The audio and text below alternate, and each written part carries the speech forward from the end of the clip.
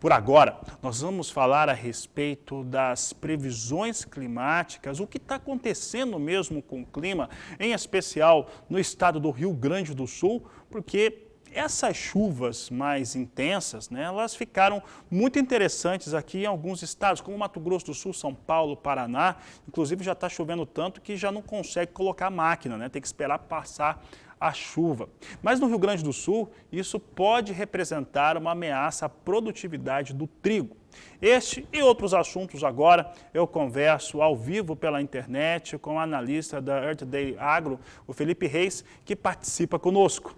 Felipe, obrigado pela sua participação, sempre um prazer tê-lo por aqui. Como que vocês estão avaliando essa questão, Porque Rio Grande do Sul teve aquele momento na safra passada, no começo ali no verão, 21, 22, tem a seca, a estiagem, quebra a produção de soja. Aí as chuvas voltam com uma intensidade bem mais forte, o movimento está diferente e agora pode-se ter algumas perdas para o trigo. Como é que vocês estão vendo essa questão? Boa tarde, seja bem-vindo.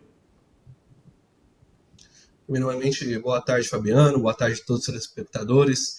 É exatamente isso, nós tivemos problemas muito severos para o Rio Grande do Sul quanto à produção de soja, porém, para a produção de trigo, quando a gente olha de uma maneira geral o que está acontecendo no estado, nós devemos ter uma boa produção de trigo neste ano. Poderia ser ainda melhor se não fossem as geadas que nós observamos nas últimas semanas. Só para ter uma ideia, de agosto para cá já aconteceram 4 ondas de frios intensas que resultaram em geadas, principalmente ali no norte do Rio Grande do Sul, e isso aí limitou o potencial produtivo. Porém, as condições melhores, mais satisfatórias do que mesmo o ano passado, que já também não foi um ano ruim, foi um ano positivo, permitiu que no fim do dia, no fim da safra, essas geadas apenas limitaram um bom potencial produtivo, poderia ser até melhor caso não tivesse ocorrido essas geadas, mas ainda assim seguimos com uma estimativa de produtividade para o Rio Grande do Sul acima de 3,1 mil quilos por hectare. É uma produtividade boa, principalmente quando a gente olha para o histórico, e isso deve colaborar com uma produção recorde de trigo para o Brasil, Tanto o Rio Grande do Sul quanto também Paraná, ambos os estados devem ter boa produção. A nossa estimativa nacional permanece acima de 9 milhões de toneladas, já esteve em torno de 9,4, hoje está em 9,1 milhões de toneladas, muito em função dessa redução das geadas das últimas semanas. Em agosto nós tivemos 3 eventos, 3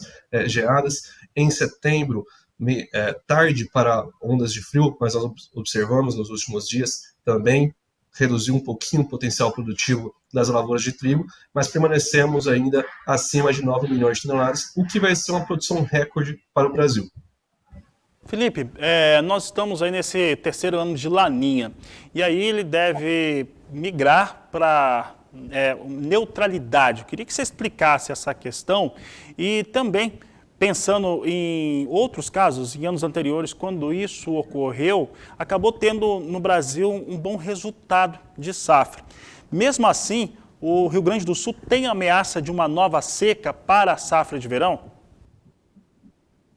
Quando a gente observa o fenômeno Laninha, Fabiano, o primeiro ano do fenômeno normalmente é mais intenso do que os anos seguintes, Aí a gente pode caminhar para o terceiro ano de Laninha, próximo da neutralidade, mas a tendência é, caso seja confirmado, a intensidade seja menor do fenômeno. Ou seja, a característica do Laninha é de seca no sul do país. Se nós tivermos o fenômeno Laninha novembro, dezembro, janeiro, a gente pode apresentar uma precipitação abaixo da média, mas a seca não deve ser tão intensa quanto a registrada no ano passado, por exemplo, onde a gente teve uma quebra da soja muito em função do Laninha. Quando olhamos para os próximos 3 meses, a tendência de chuvas, de precipitações, é de que fique abaixo da média no Rio Grande do Sul até metade do Paraná. Então, caracterizado, bem característico do fenômeno Laninha.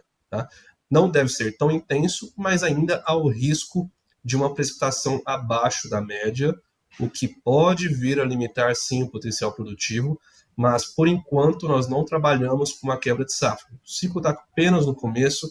Se hoje formos olhar o Paraná, por exemplo, que começou a plantar soja, eles estão enfrentando até mesmo uma dificuldade em plantar soja devido aos altos volumes de chuva, tá? Então a seca ainda não é um problema. Pode vir a ser, mas por enquanto a gente não trabalha com esse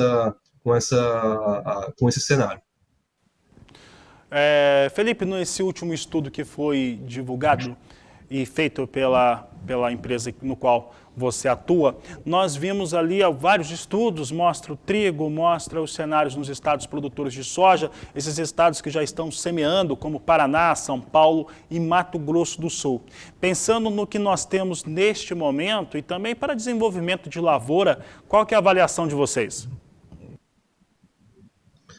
Por enquanto, início de ciclo da soja tem começado positivo, com o retorno das chuvas em Mato Grosso do Sul, Goiás, também já voltando um pouco maiores volumes de chuva. Isso vai ser muito importante, porque caso a gente realmente tenha baixa precipitação, baixo volume de chuvas no sul, será importante uma boa produção nas outras regiões, no centro-oeste, por exemplo. Por enquanto, a nossa estimativa está baseada numa tendência. A tendência é de que a produção de soja para o Brasil, no ano que vem, 2023, seja de 145 milhões de toneladas. Tá? É claro que isso ainda está bem no início, podemos e devemos revisar nas próximas semanas, meses, a produtividade da soja para o Brasil. Cenário Mato Grosso, positivo para um plantio precoce, o que vai colaborar, inclusive, para o plantio precoce do milho safrinha. Mesmo cenário para Mato Grosso do Sul. Paraná já começou a avançar o seu plantio, limitado um pouquinho pelo volume de chuvas, o excesso de chuvas, mantendo a umidade do solo alta e dificultando a entrada do maquinário nos campos. Onde a gente pode apresentar um pouquinho mais de preocupação, mas ainda é muito cedo para falar em preocupação, seria a região central do Rio Grande do Sul, que começa a apresentar uma queda na umidade do solo. Por enquanto, sem grandes avisos, mas já fica um alerta esperando as próximas semanas e meses. Vamos ver se as chuvas vão voltar em bons volumes para essa região ou não.